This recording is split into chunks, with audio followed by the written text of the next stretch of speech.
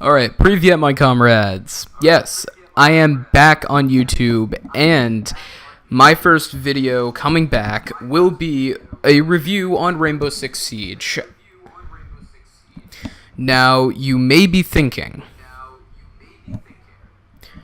why is he back almost after a year of non-uploading? Well, I noticed that my channel was completely everywhere, and I wanted a specific topic to be talking about on my channel for a very long time. But I did recently check my channel's video, and there are many more views on the everyday routine reaction than any other video, which I'm guessing you guys just watched that for the hilarious Team Fortress 2 animation. So, I may just be trying to review video games that I like, and Rainbow Six Siege is definitely one of them. I've always liked Tom Clancy's games, but they've been pushed over for a while because of my likeness to Battlefield and COD. But seeing where those two games are going right now, where Battlefield 1 looks awesome and every other COD after Infinite Warfare is gonna suck, I'm never going to play a COD game again. So I have to rely back onto tactical shooters, especially ones that are really good. For example, Rainbow Six Siege, of course. Now, some people say that this can be one of the most realistic games in history. Well, I'll say I'm going to have to agree on some things. While the ammo doesn't always go away when you reload a clip without finishing it off, your health is somewhat completely realistic.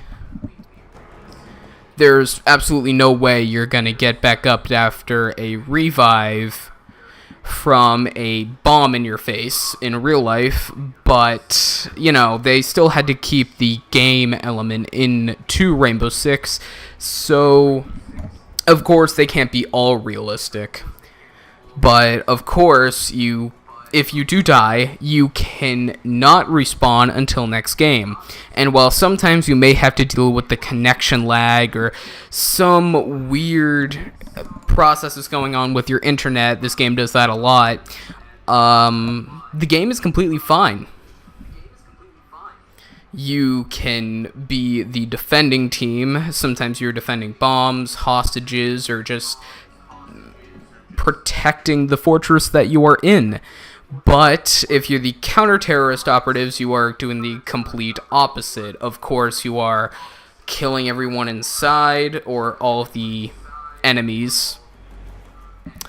If you do kill the hostage, that's bad, but you are rescuing the hostage and defusing bombs.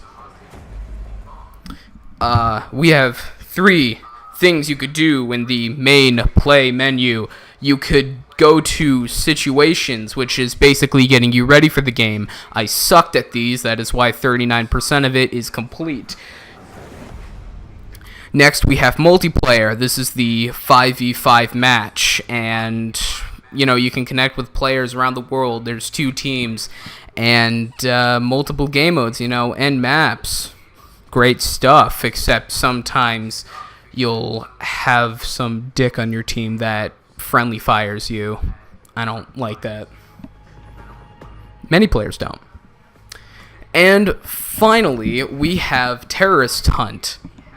You're going against entirely CPU characters on the enemy side, and you're only the attackers sometimes. Other times you are the defenders, but there's always CPU on the other team. You're still a team of 5, and you have 4 other people on your team most of the time. Sometimes there are only 3.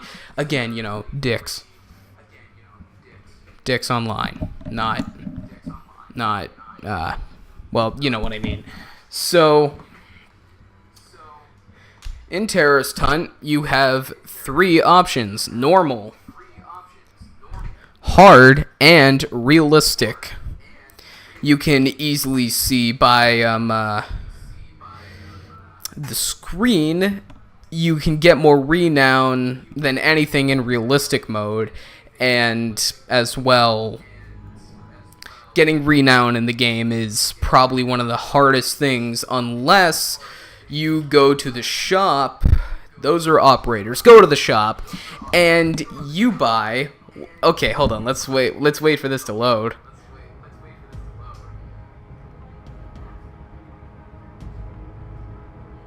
Okay, and the shop is not working, so let's just go straight to the operators. Now, Ubisoft has given us another special forces. You can see there at the bottom the BOPE, or the BOPE, or whatever, I don't know. They're the Brazilian special forces, and of course we get our two new operatives. So we get one attacker, one defender. And, yeah, I actually do think they are really cool. Now, I don't know if this is just a coincidence or not, but it's kind of weird how Ubisoft put in a Brazilian Special Forces around the time that the Rio Olympics are starting. I don't know if it's a coincidence or they just decided to do it. Maybe they had this planned all along, or just because of the Olympics they decided to put a Brazilian Special Forces in. So, let's just go into unlock a new operator, and yeah, as you can see, the SAS is almost cleared out, the FBI almost the same, GIGN,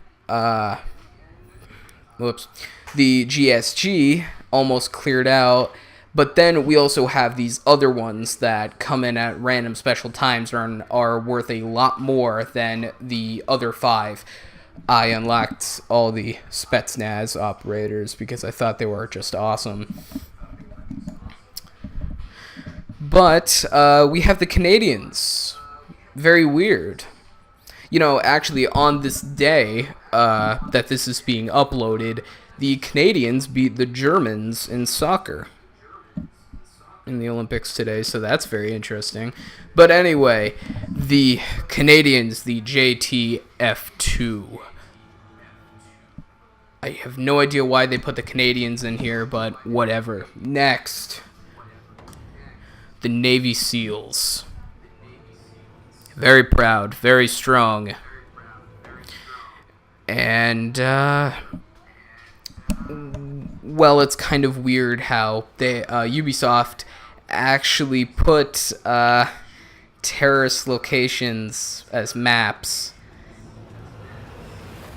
for the Navy SEAL update Dustline. As well, the JTF2 Canadians came in with the Black Ice update. And finally, we have the BOPE. This is part of the Skull Rain update, which is the most recent, and it is giving us 2 new operators, like I said before. So I'm just going to quickly check these guys out because I have not seen them yet. I obviously do not have enough renown, but here we have Capitão. I believe that's how you pronounce it. I'm not good with Portuguese, but as you can definitely see by the primary weapons, I think we'll have some fun with him. Odd how we do not get the crossbow that is in his hands. Damn it. Well, let's just go to the next one. Cavaria, Cavu, whatever. Anyway, the weapons, they look actually pretty decent. I mean, I have no idea what's on that M16 model on the right. I have no idea what that is. Huh. Well, I bet it's pretty useful considering that is on the barrel of the weapon. And as you can see by the armor and speed of both operators, they are not very strong to anything. Oh yeah, and I know I'm very stupid, and his special power is the tactical crossbow, but I still would kind of like to use the crossbow as a primary weapon. Just saying. And the silent step, I cannot speak today. It's my first video back. This is okay. Anyway, allows her. So this allows her to actually lurk on her preys. So it literally is silent. Huh. I like that.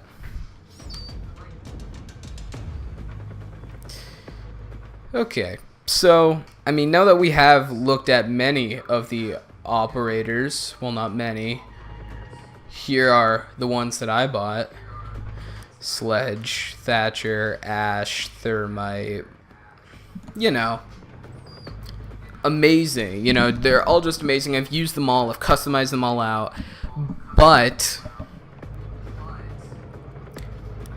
here is something that Ubisoft did very well, because if you, okay, say I'm going to go onto Thermite,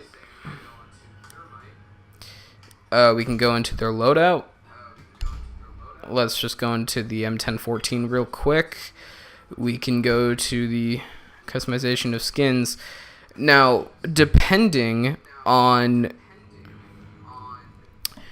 what country-specific operator you are playing as, you can actually get, for instance, the Stars and Stripes camo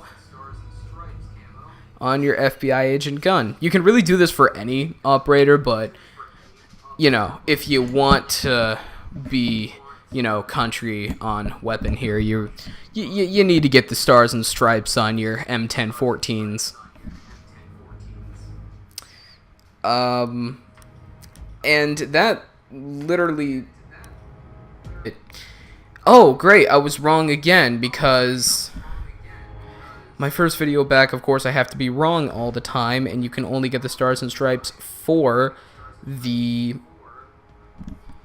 American FBI agents. And I just quickly checked. I cut the video a little bit.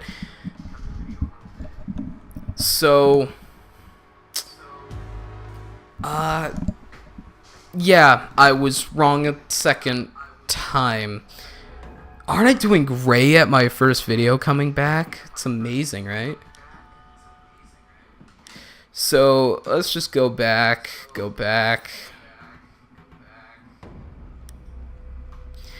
And let's just check out Sledge. Oh, as well, Ubisoft will give out special offers for camos, little keychains, really anything on special victory days or any type of celebration for that country. So you can get the Union Jack on any... Yeah, literally it's called the Union Jack, but you can get this on any British agent, SAS agent, as well. You can get the SAS camo engraved, but I do like this, even if I am American. And of course this goes on for any other country or operative. For the Russians, you can get the Imperial Russian logo onto that. You don't get the modern day Russian flag. The French, you get their flag. With the Germans, I believe you get their flag. And of course these are all just accessories, but back to the main point. Sorry, I kind of went off track there. I'm just really excited that this game got new updates, that this game is starting to get even more popular as it goes on, and I completely recommend this game. If you do not have it, I really do recommend that you play this game, because this is amazing. This really is just an amazing game, and Well, I really have nothing else to say. This is kind of a bad excuse for my first video coming back. Oh, as well, my channel is over 1 year old. So, sorry I didn't do any type of special on June 8th. My channel's birthday, as you could say, but my 2nd year anniversary, I will definitely make another video, a special video. As well, do you like the new mic? That's another reason why I got off for a while, not just to figure out what my channel is going to be, but as well to get a new mic. And I bet it sounds pretty good. So, hopefully you guys like this, even though there are only 14 people subscribed to my channel. I'm sorry I have not been uploading. It's because of mic issues. It's because of me trying to find something, anything to stick to on my channel, and maybe in the future I'll do some other stuff, but for now this is probably it. So well, that's Vidania, comrades. Can't believe it that I'm back.